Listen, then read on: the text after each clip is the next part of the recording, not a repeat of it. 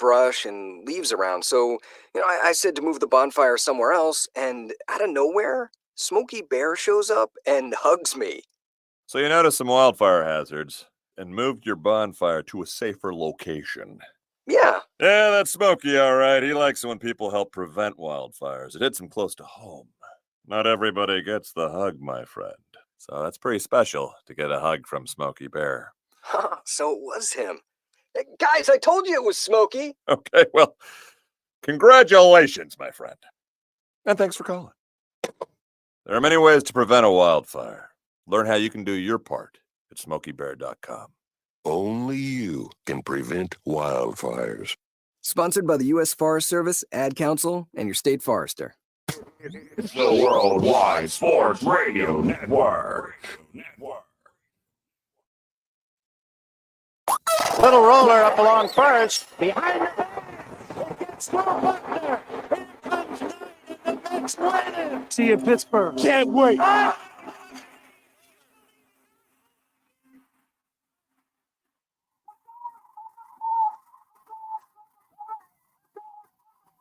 All the band is out on the field. He's going to go into the end zone.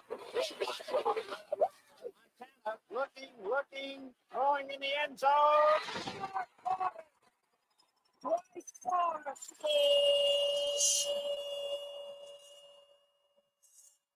You're tuned into Game On with Josh Silverberg and Eric Bowe. Talking all things sports. It's Game on! Yeah, game on! Game On, right here on the Worldwide Sports Radio Network.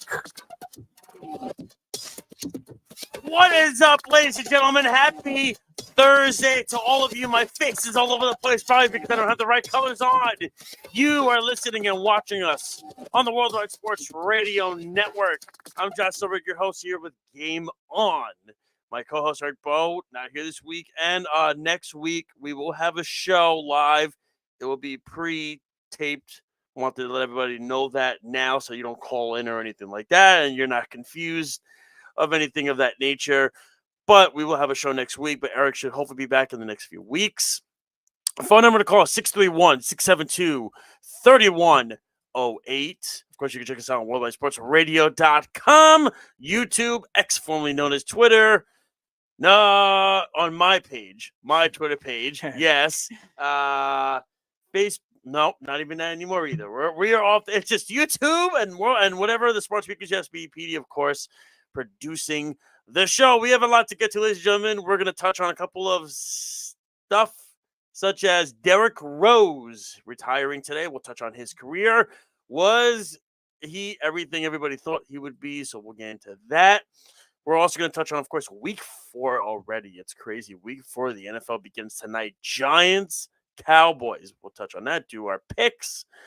Baseball playoffs down to the wire. This is fun time, ladies and gentlemen. This is what we have to look forward to because other than that, and you know, we with hockey season starting and basketball starting and college football getting underway, it's a lot going on right now. So it's a fun time because at that time of kind of like August where nothing's happening, or after the Super Bowl in February, it's kind of blah. So this is fun. And then, of course, we'll touch on a little Hassan Reddick news, which is fascinating. Saw that today, so we'll pop on that story a little bit later on. But, of course, we begin with the dilemma of Major League Baseball and Rob Manfred and the foolishness that he has pulled yet again, ladies and gentlemen, because the man's a moron and can't read the room. Now, obviously, if you don't know what I'm talking about, you've been living under a rock then.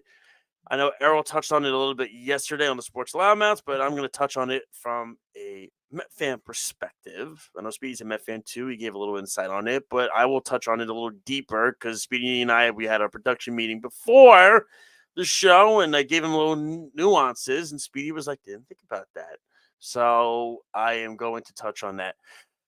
Here's the dealio. The New York Mets and the Atlanta Braves were completely washed out with Hurricane Irene, I believe it is the name of the hurricane. If I'm not I gotta remember what the name of the hurricane is. Irene was the one from like 10 years ago when I was in high school. Okay, Hurricane Helene, excuse me. Helene. I was close. H-I, they do by the letters. So Hurricane Helene is touching down in Tampa right now. By the way, hopefully Jeff down there is doing okay and everybody is safe down there, of course, like that. Wish everybody's safe and healthy with that going on. But Atlanta is right in the path of it. It is a Category 4, I believe, right now. They're expected to get over 16 inches of rain down there in Atlanta, and we're not even so sure that the Kansas City Royals are even going to be able to get down there by tomorrow's game. So you might have to do another doubleheader over the weekend. What does this all mean? What am I talking about? What are you rambling about, Josh? Well, I will explain. The Mets and the Braves had a day off on Monday. They knew what the weather was going to be by, I would say, Friday, Saturday. Everybody was knowing it. Everybody was talking about it. It was spoken about. And what wound up happening was the Mets called the Atlanta Braves and said, do you want to play the game Monday? The Braves said no. Because obviously of the revenue that they put in for the tickets for the game, they were getting over 45,000 people. That's fine. I understand. Money is money, right? Money pollutes everything. That's what it does. But now you've put yourself in a massive situation. Because here's the reality. So the Mets and the Braves play Tuesday. The Mets get whooped by the Braves in Atlanta. What else is new? We know this. House of Horrors, everything, scars, and then some all around there. Now, the bigger thing is you could have had a doubleheader Monday, played the game Tuesday. You could have had Fried and Sale, or you could have played the doubleheader Tuesday and had one game Monday. And you could have had all three of your pitchers go against the Mets. Now what you've done is you've caused a conundrum. Because the ridiculousness and the foolishness, and this is why Major League Baseball is in the spot that they are in now. The spot that they are in is the fact that they can't get out of their own way. Because now the Mets have to travel to Milwaukee to play the Brewers.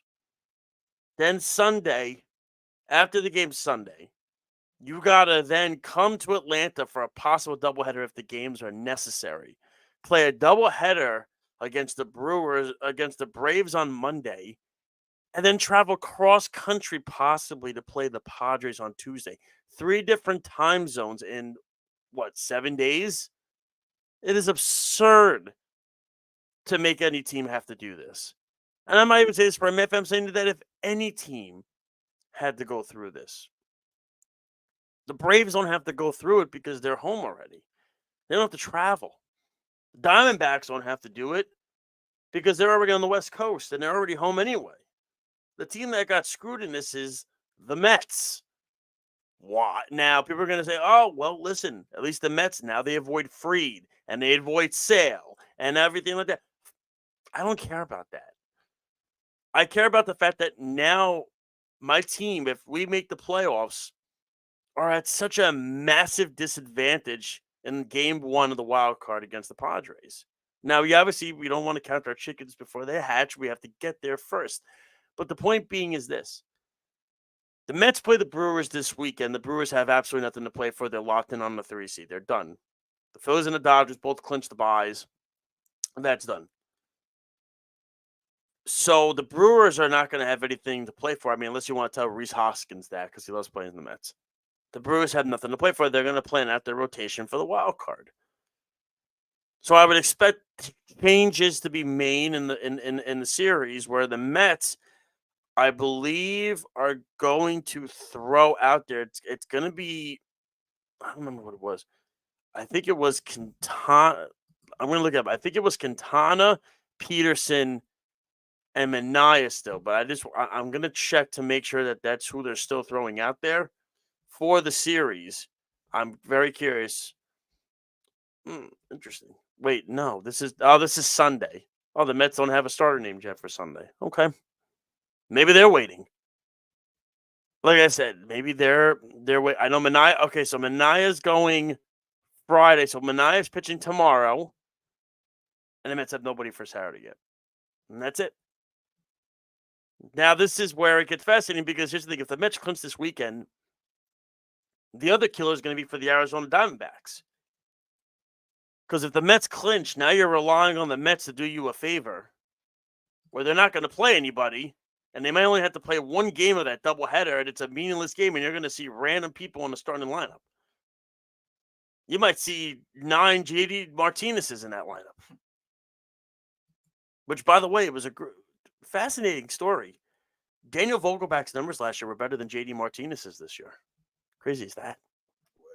So it was almost like a guess the player. But the point being is this. The New York Mets are at such a huge disadvantage with this whole thing. You're going to make a team travel down 3 different time zones. This is absolutely absurd. Now, maybe they don't have to play the games, but if the Mets just win their games, which the Brewers have been struggling, by the way, if they just win the games, they don't have to worry about money. The Mets control their own destiny. Easier said than done, of course. We've seen that in the past. All the Mets had to do 2 years ago was win literally 1 game in Atlanta, and they lost all 3. But the thing of it is that I look at it in this perspective. I don't understand how Major League Baseball completely dropped the ball in this way. I understand the revenue and the marketing they were getting, the Braves. But now what you've done is you've caused a conundrum because now you're going to make a team play a doubleheader on the day off between the wildcard games. And what I would do is if I'm ESPN, here's the other thing. I would tell ESPN, go scratch. You have to start to play out the wildcard series on Wednesday. That's number 1. Number 2, the vice presidential debate is Tuesday at 9 o'clock. No sports is going to be on. So it's either going to be a game in the afternoon, West Coast time, at 3 o'clock, or they'll do what they did in 1999, where the Mets played the Diamondbacks game 1 of the division series at 11 o'clock at night Eastern Standard Time, which Speedy will be jumping for joy because he'll be awake for that. I will not be. And I love my Mets. Everybody knows that. But I have to be functioning because I teach children. I have to have a brain that works. So it's just caused chaos. That was just so unnecessary. It didn't need to happen. You could have done a game on Monday and a doubleheader Tuesday. You could have done a doubleheader Monday and a game on Tuesday. And that's it. Now, the other thing the Atlanta Braves have to figure out is who are they pitching this weekend. We know Max Fried is going tomorrow, but the reality is that the Royals can't get in tomorrow. They got to play a doubleheader on Saturday or Sunday too, the Braves. So they're going to have to play possibly 5 games in possibly 3 days. That's crazy. This is what this scheduling has caused for everybody, and it's an inconvenience to everybody. Here's the thing. If the Mets clinch a playoff spot, I wouldn't even travel to Atlanta. I'd say give the Braves the games. Who cares what the seeding is? But the reality is this. When I look at what the New York Mets are trying to do right now and what the Atlanta Braves are trying to do right now, they're trying to close this season out the way it should be done. The proper way where we don't have to do double headers the day before the wild card starts and the San Diego Padres have their feet kicked up on the table waiting to see who they're going to crush because the bullpens and the rotations are all messed up. And if the Atlanta Braves think they're going to be able to get away with Chris Sale not pitching for a week and a half, they're crazy then. Because here's the thing. If they don't win tomorrow, if the game happens tomorrow, the Braves, because the Royals are playing for something, then the Braves need to start Sale on Saturday, especially if you're the team behind the 8 ball, which right now, on the outside looking in, the Atlanta Braves are, then that means that they have to start Sale on Saturday. You can't hold him for that long. Because the truth is the Royals are trying to clinch a spot too, and the Royals have Brady Singer and Seth Lugo going Friday and Saturday. So when you look at the whole thing, the New York Mets, if they control their destiny, again, as I said, easier said than done with what they need to do. Again, 2 years ago, all they had to do was win the 1 game. They lost all 3 and they got swept in Atlanta. But again, if the Mets clinch, I would tell Major League Baseball, go scratch. We're not going to Atlanta.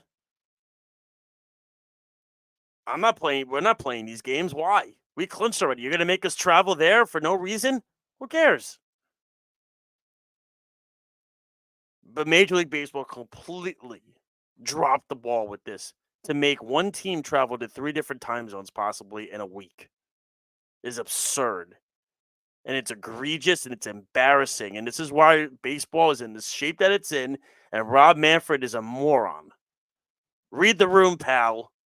You're the commissioner of Major League Baseball. Take control. I'm not even talking about bringing them to a neutral site. Forget that.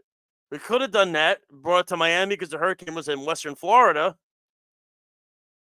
But they easily could have figured this out. You could have had the doubleheader Tuesday, had a game Monday. Could have had a doubleheader Monday, had the game Tuesday, and you get the series in. Now everybody's left scrambling. It's embarrassing. And this is why Major League Baseball sucks. Derrick Rose announced his retirement today. 3-time All-Star, All-NBA in 2010, 2011, 2008, 2009, All-Rookie, one Rookie of the Year as well in 2009, and won the MVP 1 year. So we're going to look back at Derrick Rose's career. His career, 723 games, 17 points, 5.2 assists, a 45% a field goal percentage, and a 31, I'll round it to 32%, three-point shooter. So the question is going to be, I don't think Derrick Rose is a Hall of Famer due to all the injuries and everything that he's had, but is Derrick Rose a guy that you think if he didn't get hurt was going to be a Hall of Famer? Because of all the teams that, remember, he had Tom Thibodeau as his head coach. He had a nice core with him. Corey Brewer, had Joakim Noah, Carlos Boozer when he was playing pretty decent. So the Bulls team that was the 1 seed, but then got whopped by the Miami Heat also because Rose got hurt that 1 year. So we look back at Derrick Rose. If Derrick Rose didn't have all these injuries, do we think he could have had a Hall of Fame career? It's almost like though you play the what if game. What if this happened? Could this have happened instead?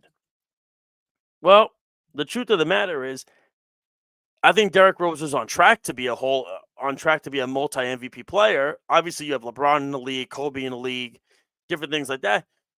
But when Derrick Rose won that MVP before he tore his Achilles, that dude was balling every single night with that team. And it really showed every night on what the Bulls were trying to do. They had a core.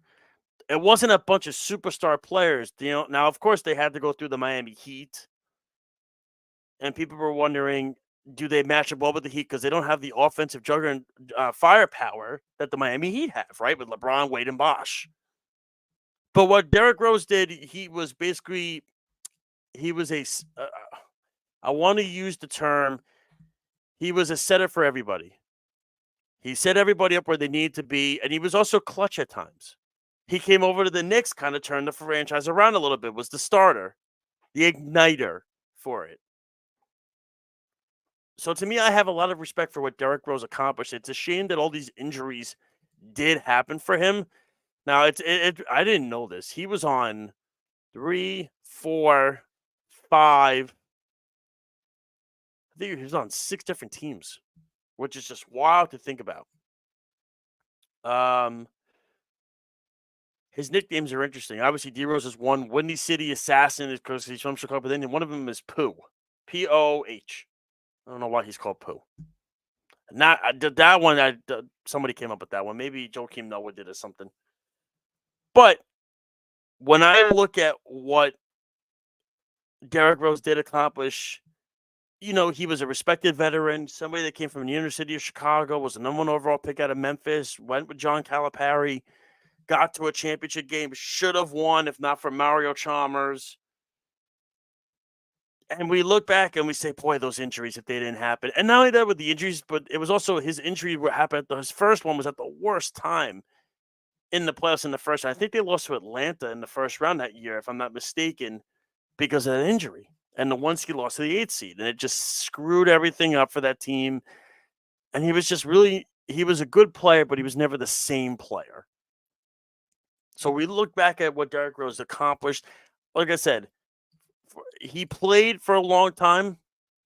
I'm trying to remember. He played starting from He started 2008, 2009. He went to 3 straight All-Stars with the Bulls. He played all the way to 2024. So he had a nice career.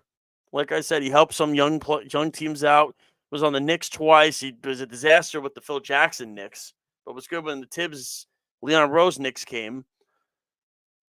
But again, the whole thing with the Achilles injury just kind of just stopped everything. It stopped the momentum. It stopped whatever was going on, and it was just, yeah, you feel bad for him because it did seem like he was on track. Like I said, from the Chicago area, drafted to the Bulls, his dream, and everything just went down south over that. It's not been the same for the Bulls since Jordan. Obviously, we know that. So, we wish Derrick Rose nothing but the best, of course. Everything in his career, everything that he's done, well respected. Another story that popped out today, Hassan Reddick. Interesting one. Fanatics posted today under the new arrivals a Hassan Reddick New York Jets jerseys. And everybody's going to start the assumptions. What does this mean? Is he close? Is it happening? Well, because the jerseys were never up on Fanatics. So usually what that means is you would have to think, and I forget the name, the owner of Fanatics, but he's on the ends with a lot of the teams. Michael Rubin. Thank you, Speedy. Michael Rubin. He's on the ends with a lot of these organizations. Like, he knows, like, he's not just going to put a jersey up there and be like, for the sake of it, say, let's just put, and I had, Jet fans were saying, well, Zach Wilson jerseys are so, yeah, because they're on clearance, because nobody wants them. Maybe they want them to wipe their butt with it because they ran out of toilet paper at Walmart. I don't know. Could be that. Point being is this. They gave Reddick the number 7. It's up there on Fanatics right now to get the jersey. So to me, when I see it, I'm thinking to myself, oh, wow. Is he close? Is it close to happening? Look at this. They have the black ones up everywhere. The white, everything. They have all of his jerseys up, ready to go on Fanatics under the new arrivals. You have to think that something like that, it's got to mean that something's close. So I would think, now, we're not going to know until we get the confirmation. But we also wonder, did the Jets cave in? Did Reddick cave in? Aaron Rodgers said the interesting quotes on Pat McAfee this past week when he was like, something about the Jets were being trashed in the locker room, and he basically said it was Reddick's former agent that was saying it, and I was like, whoa. First off, I think that was a little too far for Rodgers to say that, because that's nobody's business to be putting out stuff like that. But it could be basically, when it comes to where Reddick is in the situation, how many game checks is he going to lose to the point of where we say, enough is enough. I have to get out there. I got to make some money. I've lost so much. Am I even going to be able to make enough for the rest of the season to produce for my family at this point? But he also put himself in this situation. That's the point of where Hassan Reddick is to me. He needs to realize, I think he was just getting bad advice, because I think this has been silly on all fronts. This is silly by Reddick to be doing this. This is silly by the Jets to think that this was going to be any better. Poor Bryce Huff is getting dust mites down there in Philly right now because they don't use him properly. Bryce Huff has the same numbers as Hassan Reddick does through 3 games. Go look. To me, the Jets and Reddick need to find a happy medium. Get in the building, shut up, do your job, no pun intended by Bill Belichick, and get it done. And be an integral part of something that they're trying to make special this year. That's what the purpose is. And really, to me, when I see the whole situation afloat of where it is right now with Hassan Reddick, it's a disaster, because here's the thing. Even if he comes in, he's not going to play this week against Denver. And then his debut would probably be the London game. So the Jets need to figure out, how can we find a happy medium ground? And did Reddick fire his agent? But like I said, you're not, I don't think these jerseys would be up there if something's not close. It doesn't make sense. That's the point. So I don't know. They gave him the number. I haven't read anything. I haven't heard anything. Obviously, I don't think Sal's meeting with the media till tomorrow, but he's not going to say anything. I don't want him to say anything because he opens his mouth enough. That's the point. He needs to stop. Let Douglas do what he needs to do to get this done. But Joe Douglas has to save this because he made this trade. He made his bed. He's got to sleep in it for doing the trade. He let Huff walk out the door. Now, Will McDonald's been fantastic so far. That's been a saving grace for this team. Because if McDonald's not doing what he's doing, who knows what the Jet defensive line is? Let's call it like it is. What does he have? 5.5 sacks so far? I think he's, fourth in the league right now in sacks? So, to me, the New York Jets need to figure out what's what at this point. Last thing I want to get on before we go to break, the Oakland Athletics. Their final game today at the Coliseum.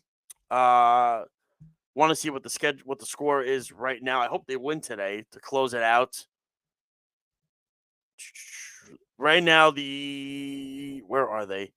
They won 3-2 in their final game against Texas Rangers.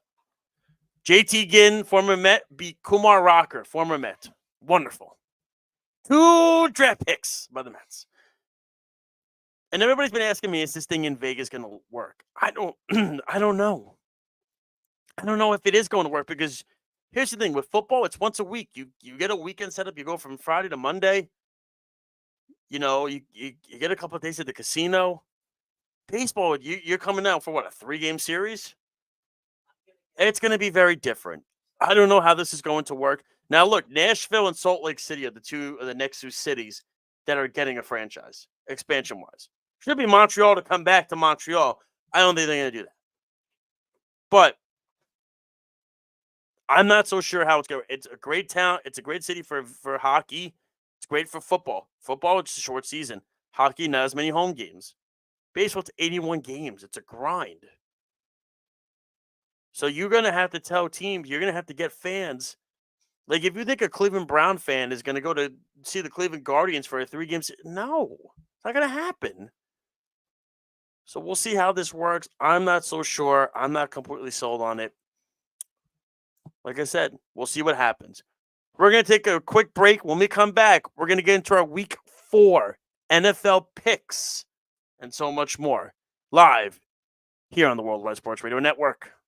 It's the Worldwide Sports Radio Network.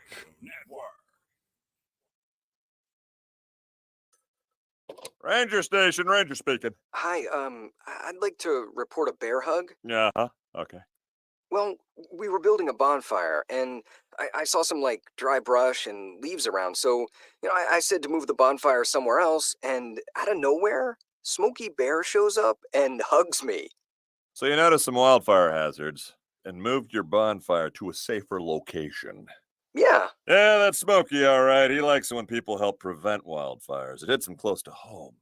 Not everybody gets the hug, my friend. So that's pretty special to get a hug from Smokey Bear. So it was him. Hey, guys, I told you it was Smokey. Okay, well, congratulations, my friend. And thanks for calling. There are many ways to prevent a wildfire.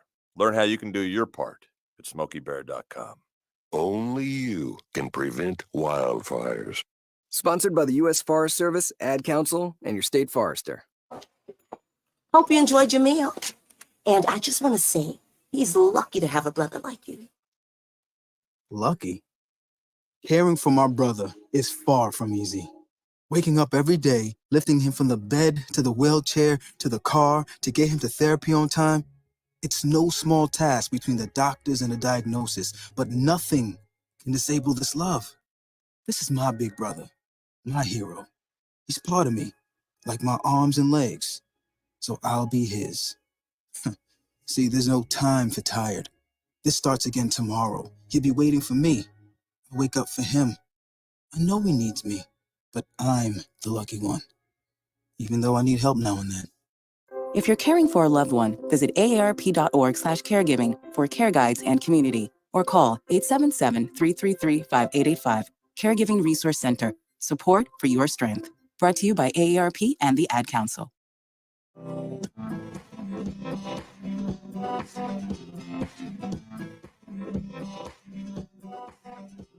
People been saying to your friend, get a different face. And posting on their feed, they're super ugly. The things they say to them online are cruel and they're not true. So tell your friend, I'll stand up for you.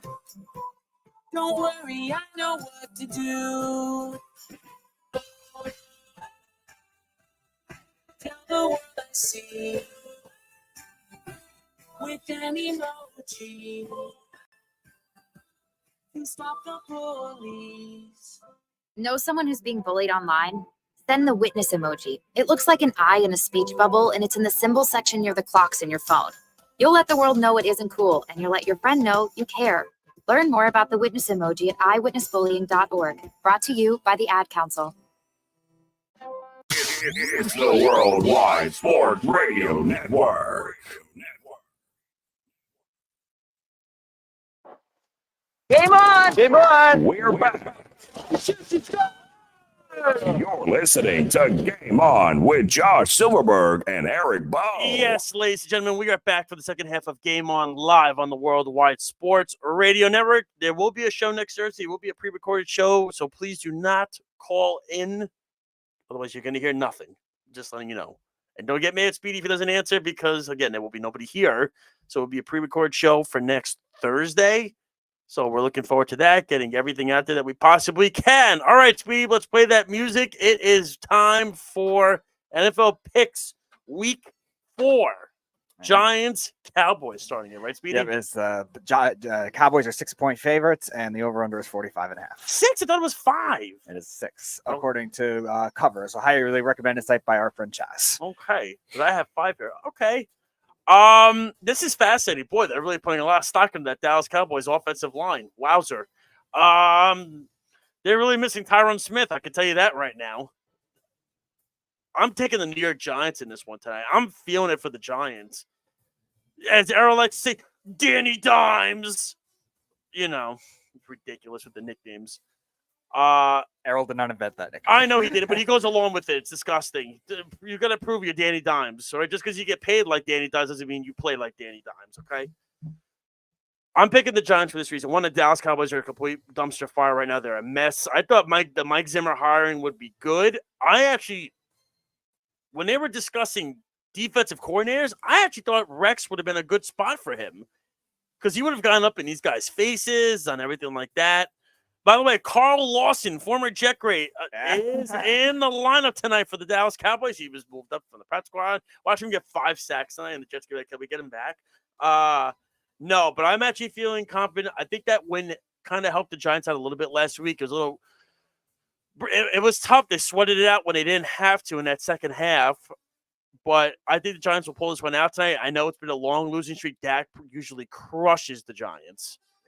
But I'm gonna take it. I'm gonna take the Giants. I'm gonna take the points too on this one. I like this one. So give me the Giants. Or Carl Lawson gets 5 sacks. Carl Lawson for Hassan Reddick trade. No, that's it. Let's go.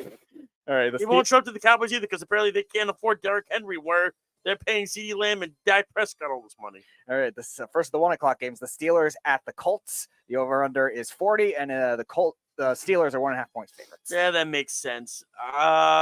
It's a Justin Fields effect. I don't think they have full trust in him yet. I'm going to take the Steelers at home. The defense for the Steelers has been fantastic. We know what TJ Watt is.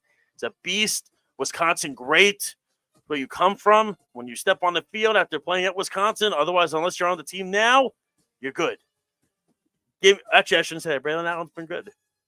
I like the Steelers in this one. I'm still not 100% with Justin Fields. But look, we know how Mike Tomlin is. He'll play the guys that are out there that are not to lose the game, right? Don't lose the game for us. We have a great defense. Give us a lead, 2 scores, we'll keep it. The Colts are a mess right now. I don't know what's going on with them. Anthony Richardson throwing some disastrous interceptions lately.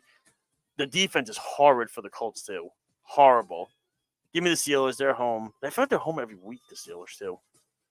All right. The Vikings at the Packers. The Packers 2.5 point favorites. The over/under 43.5. This is a fascinating game because I don't think Love's going to play this week. The Vikings have a really good defense. Malik Willis filling himself after that game last week. And the question's going to remain about Sam Darnold. Is he healthy? We're going to find out how healthy he is. I believe the Vikings are the home team, if I'm not mistaken. Packers are home. The Packers are the home team. See, that changes things too.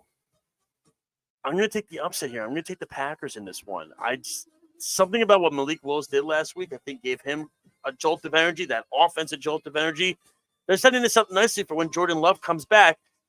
But this is a tough test for Minnesota. Let's see how Sam does in a hostile environment like Lambeau. That's why I'm still trusting it with Green Bay. I'm going to take the Packers in this one, and we'll see what happens. I'm not fully confident. Packers are actually favored in this game too, so they're not. Vegas isn't all in on Minnesota either yet. All right, the Jaguars at the Texans. Texans 6.5-point favorites, 45. Doug Peterson will be fired in 2 weeks. This team, I mean, Trevor Lawrence is getting mad at him now. Trevor Lawrence is a disaster. He's a mess. That concussion last year completely screwed everything up for him and all the momentum that he had. There's no reason why this Jaguar offense should not be producing points, but here we are. And here's the thing. I think Doug Peterson is a good coach. I do. I think it's Trevor Lawrence. I think that's who the problem is. But, of course, you just gave Trevor Lawrence this big contract. Now, at the time, everybody was saying they shouldn't have done it. But the reality is, what was your alternative? What were you going to do? What can you do? You can't do anything. Now, of course, goes back to the Christian Kirk situation. The Jaguars tend to overpay players a little bit too much money. I think they could have gotten Lawrence for a little bit less guarantee money than they did. The Texans they better win this game. CJ Stroud has not looked great so far. The offense has been very sluggish. I would imagine they're going to get Joe Mixon back this week, although it's not confirmed. He better come back. I need him on my fantasy team. He's crushed it for me so far.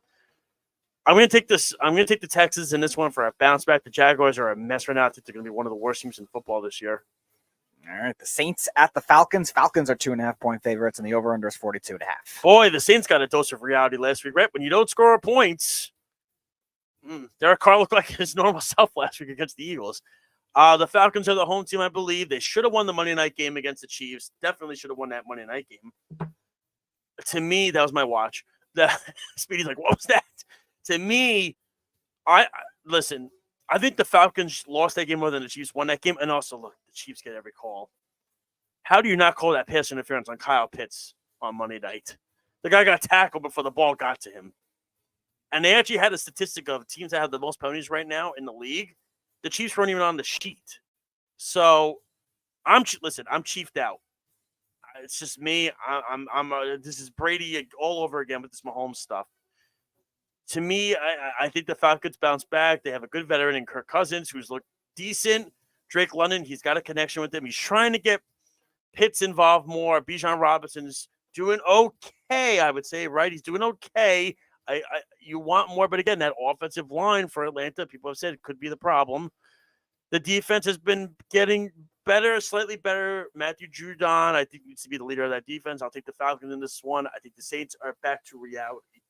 All right, the Rams at the Bears. Bears are 3-point favorites at home. The over/under is 41. The Bears are home. Mm-hmm. Caleb Williams is playing quarterback, right? Yes, he is. So that's a 1:00 game? Mm-hmm. Yeah, the Bears will win that game. It's tough for a West Coast team to start on a travel at a 1:00 game. I'll take the Bears. We know how I feel about Caleb Williams. I don't believe in him. I think Drake May and Jaden Daniels are going to be light years better than him. I said that during the draft process when we had, I forget the two draft analysts we had on Chris our show. Lombardi and Mike Lucene. Yep, I said that to them too. I said I do not believe in Caleb. I think Mike agreed with me. Lombardi thought Caleb was going to be good. Lucene didn't think so. He was not completely sold. I think the problem is I don't think Williams is ready.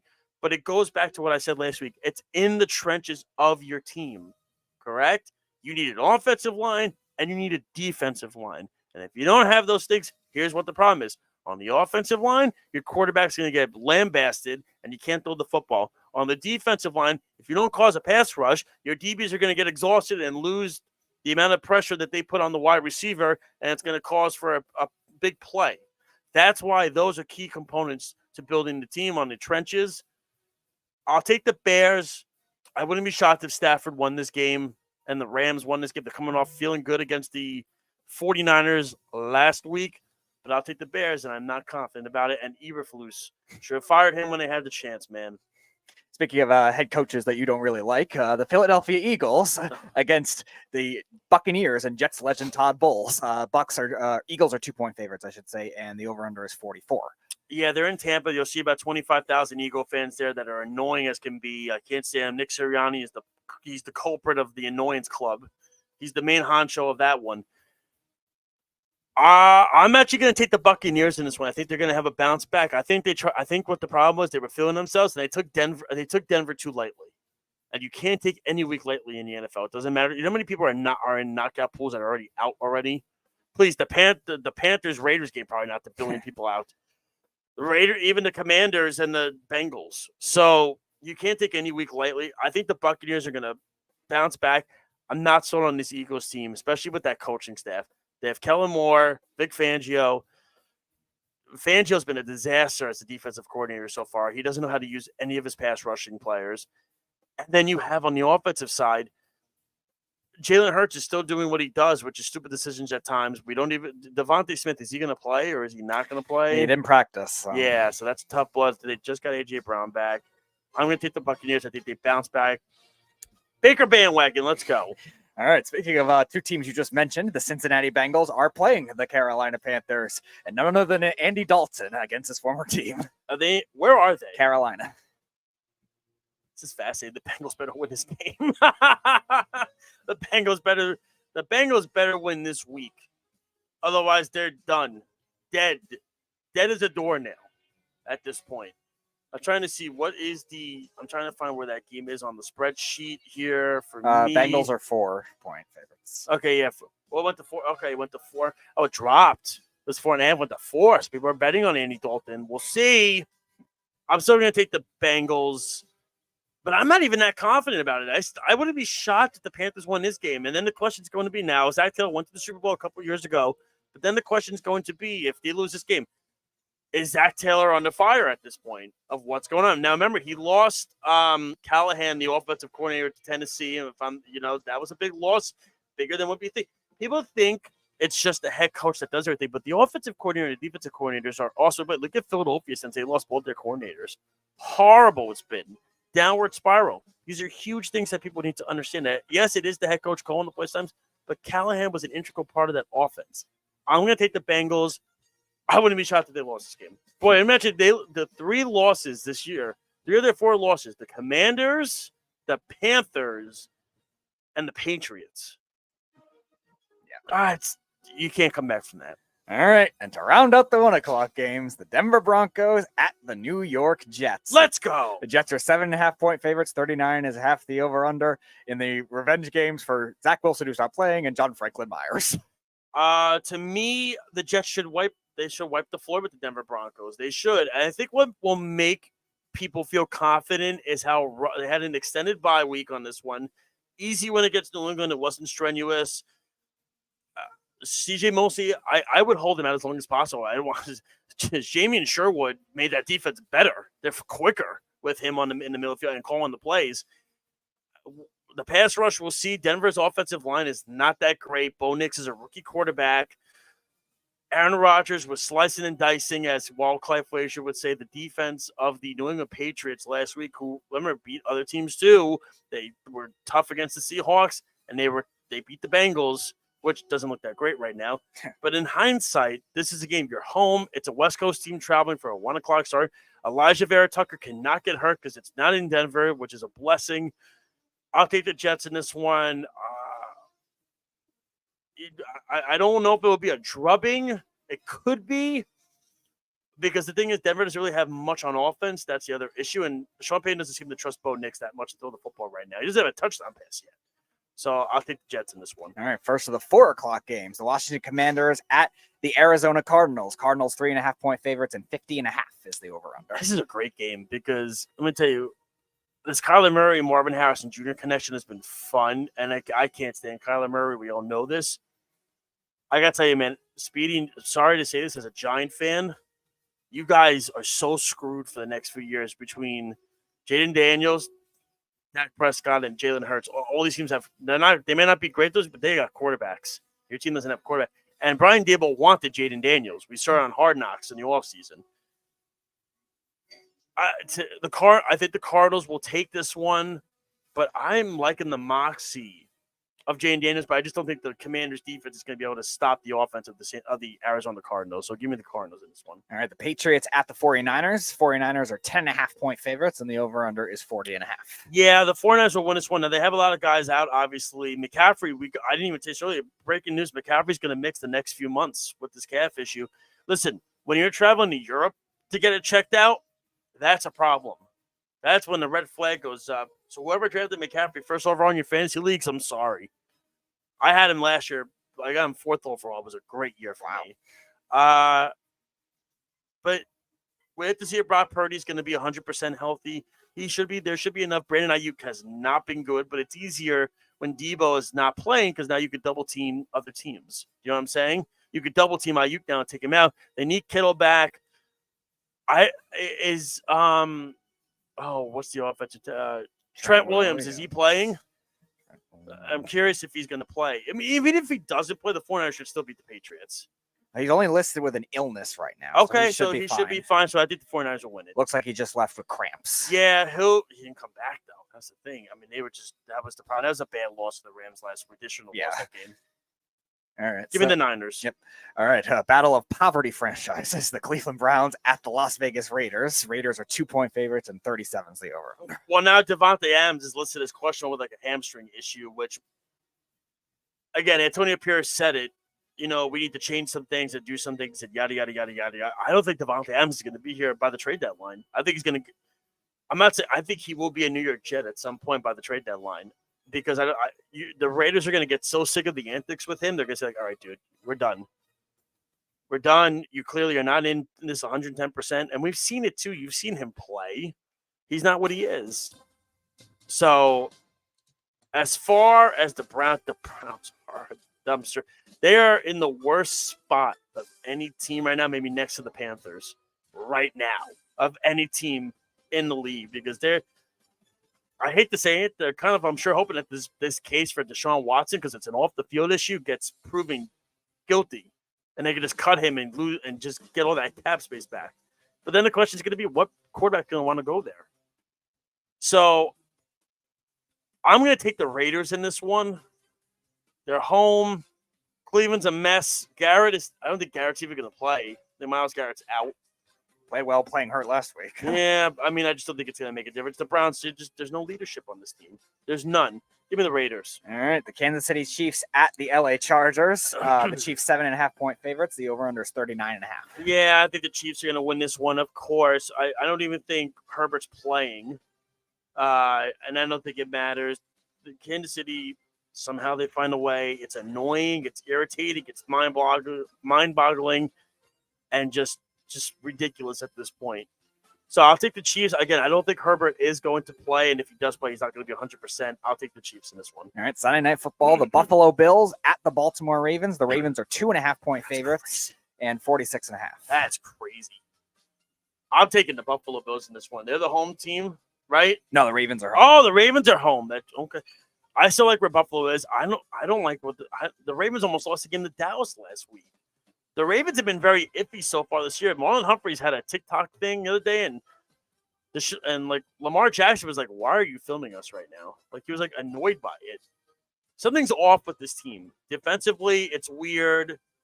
I thought they'd be more on offense. Derrick Henry's not fitting well with that offense so far. I'm gonna go with the high hand of Josh Allen and the Buffalo Bills. I think he's the MVP of the league right now. He's the best quarterback in the league right now, bar none. He's the best player in the league right now. Give me the Buffalo Bills. I don't trust the Ravens defense right now. All right. 2 Monday Night Football games. The first one very riveting of the Tennessee Titans and the Miami Dolphins. How are I know the Dolphins are home, but how are they the favorites when they're going to either have Tim Boyle or Brett Hundley, who's just learned the playbook off the street the other day, the favorites by a point? Well, I guess because Will Levis is that bad. I understand, but I mean, the Titans have a defense, though. How are the Dolphins going to score points? How are they scoring any points? And again, how does Chris Greer still have a job? He's been there for how many years? They still don't know how to build an offensive line. This is why Tua gets hurt all the time. I don't know how they're the favorites. Give me the Titans in this one. I think I'm not gonna say they're gonna crush them, because Will Levis is going to do something so mind-boggling stupid to the point where it's going to be like, what are you doing? Like, Callahan's going to say, what are you doing again? Because let's go like it is. Levis has cost him 2 of the games, right? He is. They should have won the first game of the year against the Bears. The Bears. They should have won the Jet game. I think the concern thing was that Malik Willis was crushing the defense last week, though. That was the concerning thing. It's almost like have they given up the Titans already on this season? Have players already just dropped and said we're done? Because we don't have the quarterback, so why are we going to play hard anymore? Some teams could be like that. I'll take the Titans because I don't trust the Dolphins. If Tim Boyle plays this week, you're really going to make him the favorite? Stop. This is ridiculous. It's embarrassing. Speaking of former Jets quarterbacks, let's go, Geno. Geno Smith and the undefeated Seattle Seahawks traveling to Detroit to take on the Lions. The Lions are 3.5-point favorites at home. The over/under is 46.5. He looks fantastic, doesn't he, though, Geno? He looks really good. And I'm happy. I'm happy for him, and I'm happy for Sam Darnold. Yep, gotta love the 2 undefeated NFC teams. I mean, Geno was kind of a jerk, actually, so I guess I'm hit and miss with him. I mean, if IK and Paulie doesn't punch him, we don't get the Ryan Fitzpatrick season where they were good. They should have made the playoffs if Fitzpatrick didn't lose his Fitzmagic and he was Fitz-tragic at the last game of the year. Rex Ryan revenge season. That's right. I'm still sticking with listen, I picked them to go to the Super Bowl, right? In the NFC, did I not? I picked them to go to the Lions. I picked them to go to the Super Bowl. Something's up with Cherikov, and I don't know what it is. I have no idea what it is, but it's driving me nuts that he looks. And also, what happened to Sam Laporta? What happened?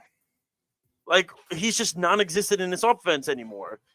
Same thing with Amon-Ra St. Brown. What happened? I'll take the Lions still. I'm not confident about it. I think 3.5 is a little much. I would just take the money line. But yeah, give me the Lions. All right.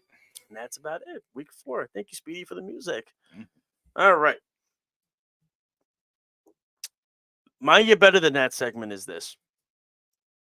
I have watched a little bit of the Vince McMahon documentary series. There's not You're Better Than That isn't even a word to describe Vince McMahon after watching this.